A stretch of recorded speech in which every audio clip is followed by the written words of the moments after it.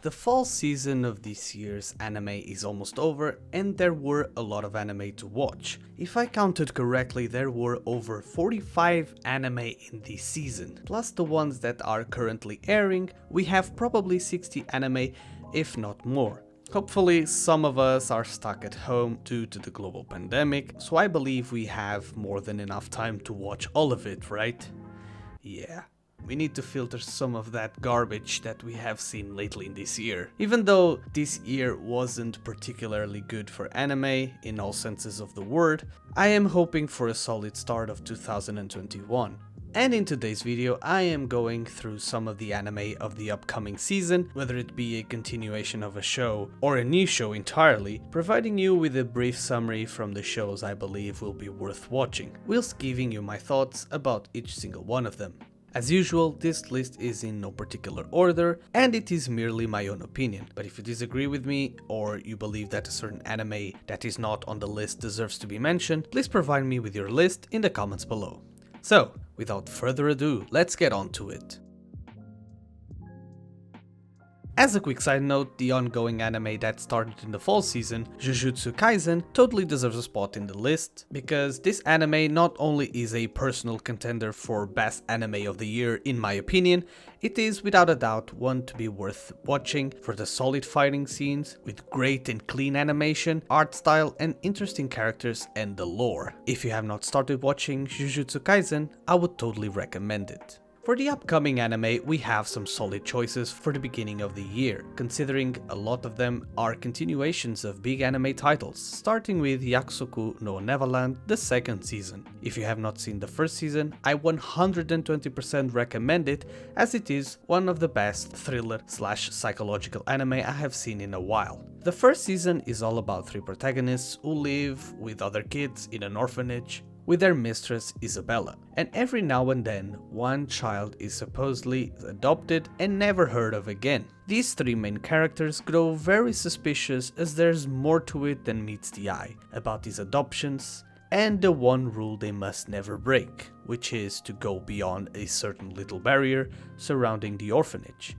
Hence the reason why these three try to unveil these secrets. A lot of weird mysteries surrounding this anime, combined with an amazing art style and animation, makes you, as the viewer, craving for more as you are so immersed with the story, while cheering for these kids not to get caught by the mistress. And that constant sense of tension is, for me, one of the strongest aspects of the first season. I will not be spoiling its events, but if you have not heard of Yakusoku no Neverland, please go watch it so that you can witness the continuation once it starts in January.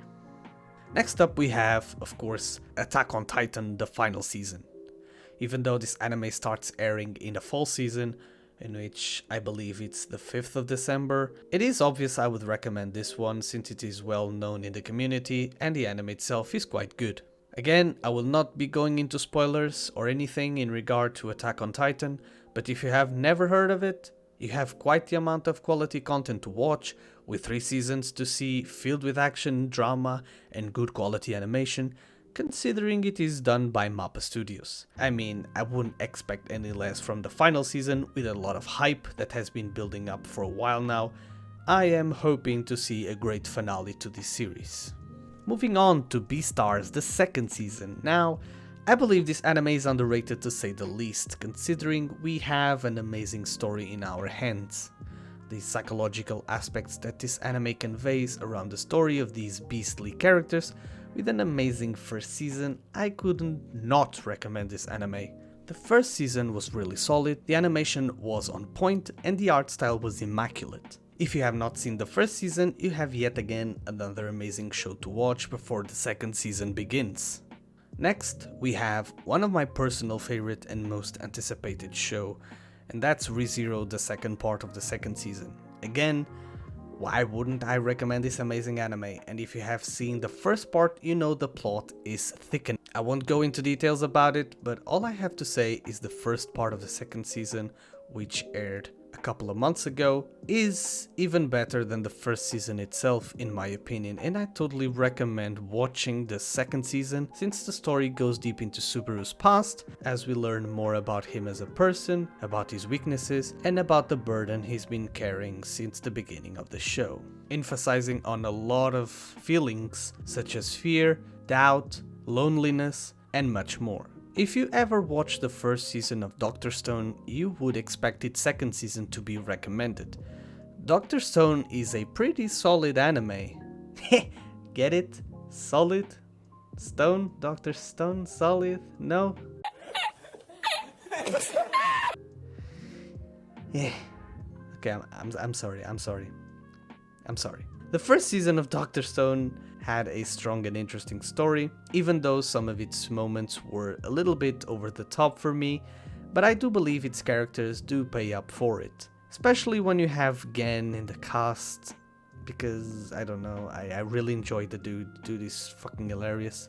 The setting around prehistorical references, which is something I do appreciate in this anime, and the story pacing is very well made, with a strong presentation of the plot.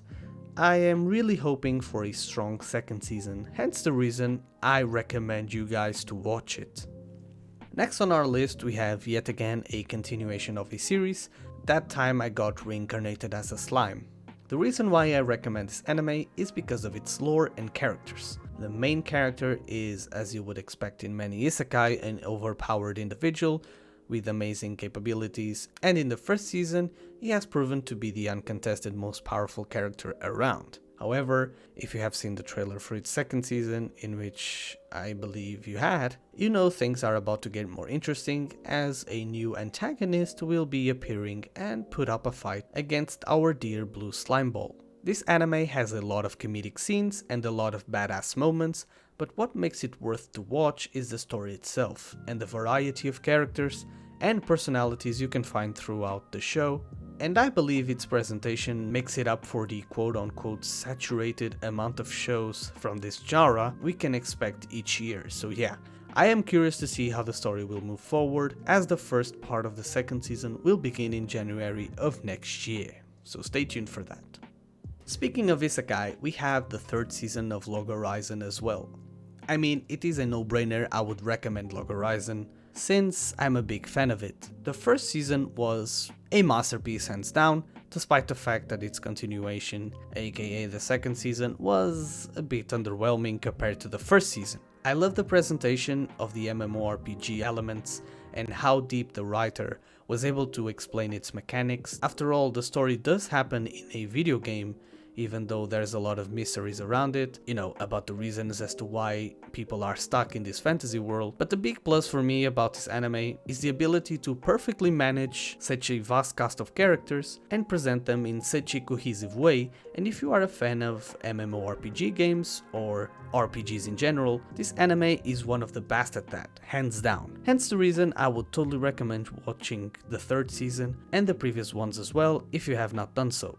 This next one, I am not sure if I should recommend it or not, but we have Nanatsu no Taizai Fundo no Shinpan, aka the fourth season of Deadly Sins. Unlike the previous titles I just mentioned, this one I was a little bit skeptical about because the last season was very underwhelming, especially with the quality animation that has been very inconsistent since the beginning of the second season. I would say even pretty mediocre, to say the least. I didn't know what to think about this new season, but we are reaching the climax of the story, or at least for this arc, and despite the fact I really enjoyed the fighting scenes and some of the characters, not you though, I am curious to see how the story will unfold. I have not read the manga, therefore I don't know what is going to happen, but I've heard from a lot of manga readers that the anime is not worth to watch, since the animation and art style has been really poor since the beginning of the second season. It would be better to simply skip the anime adaptation and read the manga.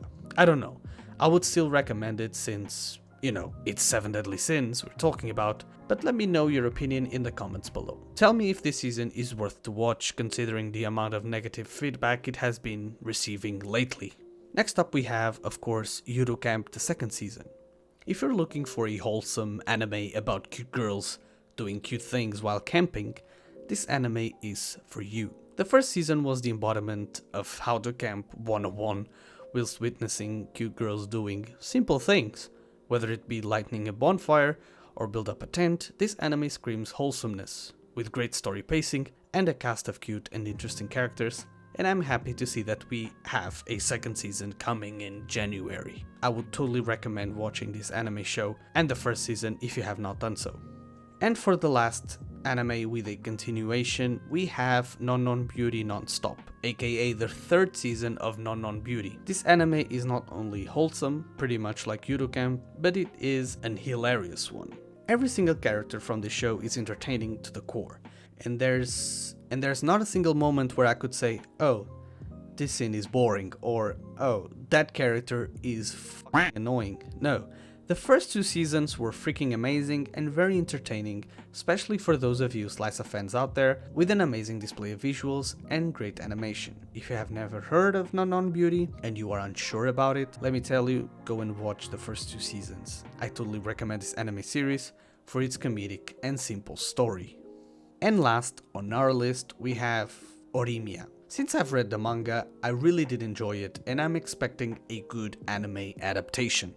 But for those of you who never heard of this anime, let me give you a brief summary. Although admired at school for her amiability and academic prowess, high school student Kyoku Hori has been hiding another side of her. With her parents often away from home due to work, Hori must look after her younger brother and do the housework, leaving no chance to socialize away from school. Meanwhile, Izumi Miyamura is seen as a brooding, glasses-wearing otaku.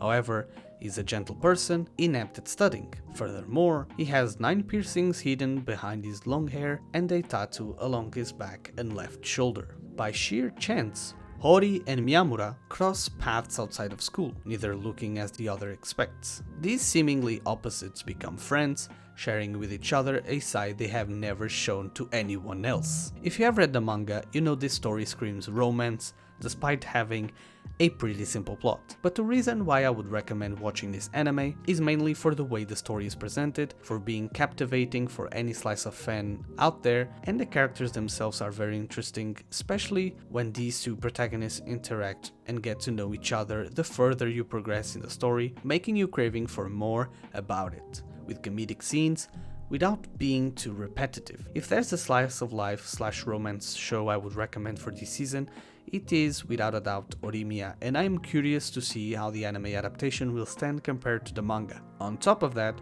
we have an amazing Cloverwork Studios to enhance the quality with potentially top-notch animation, so I really can't wait for this anime to air. And these will be my recommendations for the winter season of 2021. If you believe there are other anime shows that deserve to be watched, please provide your list in the comments below. Also, please tell me what is the anime you are the most excited for in this upcoming season. Thank you so much for watching. Don't forget to like the video and subscribe for more content. Stay tuned for this week's anime news on Sunday, and don't forget to watch your daily dose of anime because it's good for your brain and heart. Take care, and I'll see y'all in the next video.